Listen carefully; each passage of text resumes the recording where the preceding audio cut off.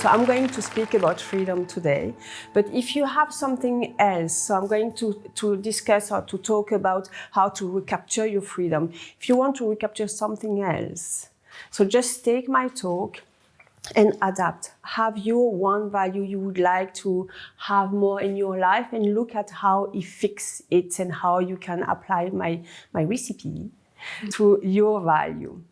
So before starting, I would like to thank you for being here. I know you could be somewhere else. You could have like a cocktail somewhere else and so on, but you are here. You are here with us. You are here to learn. You are here to grow. And that is why I believe that this kind of talk are so important, because together we do something different. Together we grow. And growth is so important. So thank you very much for being here. So I would like first of all to define a little bit what is freedom. So freedom for me is the possibility to act or to change without restraint. Okay, to do that freely.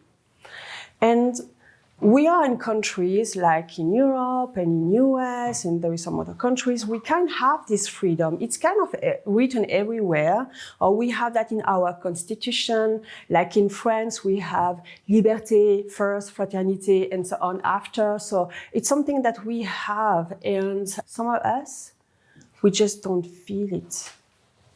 We feel stuck. We feel in prison. And it's because we all have indeed, so our lens, we cannot see somewhere else. And that's why we feel stuck.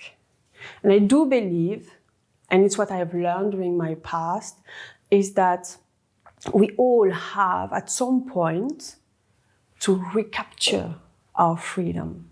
At some point in our life, maybe we had it and it's gone. And then we have to learn, oh, how can I have that back? We all have that. So it's a work. It's kind of like a marriage. We all always have to work again and again in order to have the right balance. So that's why I believe it's very important to have like this recipe, to know, oh, it's the way I'm going to do it. I know now how to do it every time. So I was an engineer before, and I was traveling all around the place, and I felt in prison.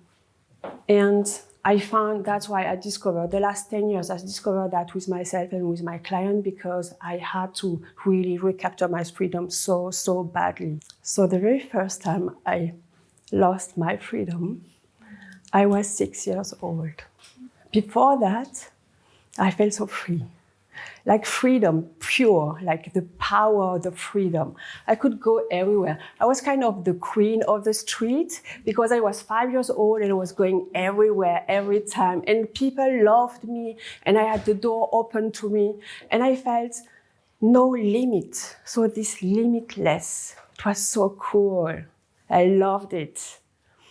And for my 6th birthday, it was a few days before, I went with my mom and we met my future new teacher, 1st grade. I was really happy about that, really proud and very confident as well, because I was freedom, right? You remember? So we went there.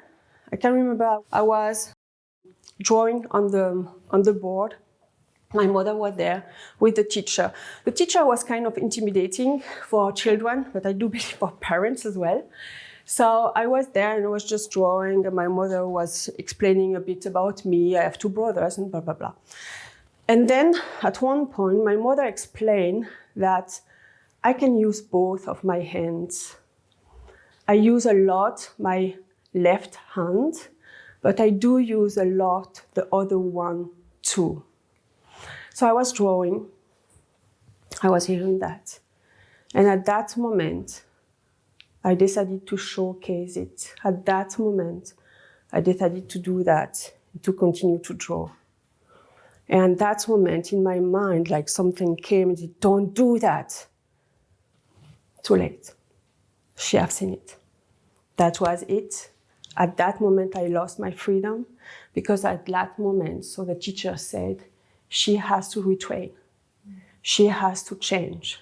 So she still has 2 months to become a writer. So at the end, I used it already, right? So how many of you think, well, it's not a big deal? You use it already. So how many of you have this feeling? So maybe you don't have the, yeah, you have, yes, actually, I mean, I think the teacher really thought that, she does it already. And I do believe that everyone in the room thought it's going to be fine. And I kind of started to try to think, okay, it's going to be fine. However, if you change a child, so if you pressure a child to change his dominant hand, there is so many trouble. There is cognitive challenges. So there is a loss of memories. There is no possibility to learn anymore. So it's difficult for this kind to learn to read. It's difficult for this kind for this kid to find the spatial orientation is gone. That means that when you are in front of a piece of paper, you just don't know where to start. You are like, okay, I should write, but there is no paper here anymore. So how am I going to be able to write something? So maybe I have to go in this direction. But then what happened with the letter? So the good thing is that I have a great ability, a great talent now. I can write like Leonardo da Vinci. It's really easy for me. Not useful at all. So, yeah, but okay, it's what I do. And then you have as well like this neuro development disorder, because the brain doesn't know where to connect things. That's the problem. So that means that you become shy, like you don't want to open up anymore. You maybe are starting to be aggressive, or maybe you start to stutter. You cannot speak anymore, or maybe you start as well to do like bed peeing again at 6 or something like that. So it's so many things mix up. So in my case, I had almost everything. So I can remember that the first year it was like being on the couch, trying so hard to understand these letters and to try so hard to read. It was hours and hours, crying all the time. It was like kind of a blurry reality somehow. I don't remember that much. And I can remember that at the end of the year, so slowly I came back. It took me 4 years to really come back to, okay, I can read, I can understand things, I'm not crying anymore every day. And I am back, I am in my power again. But I really felt that my intelligence was gone. My brain was slow still. It was like a lot of work. So that was me with 10, like, I'm back. I'm one of the best of my class. I am back. But you all betrayed me. I had the confidence that the authority, they know what they do. My teacher, my parents, but you all failed me. And I think that was one of the biggest lessons and one of the most hurtful lessons for me.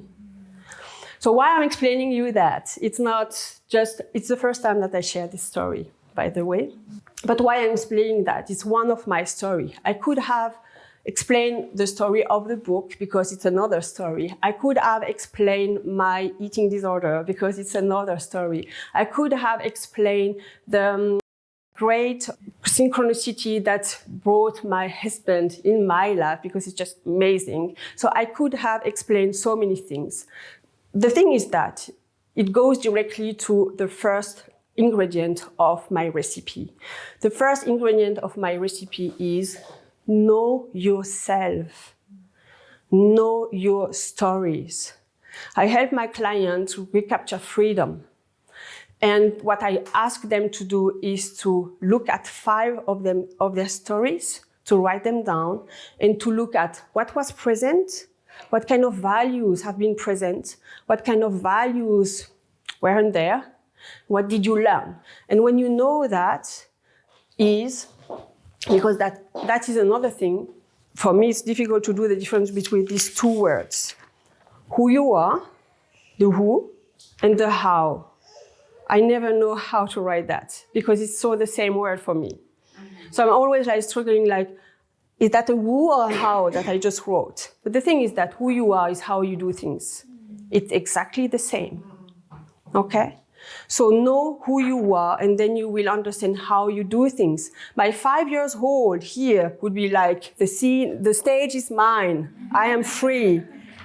The 6-year-old would be here on the corner and crying all the time. And my 10 years old is, yeah, I am here, but I don't trust you.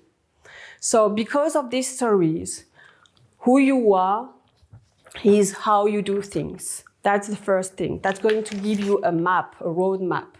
The second ingredient you need to have is trust yourself.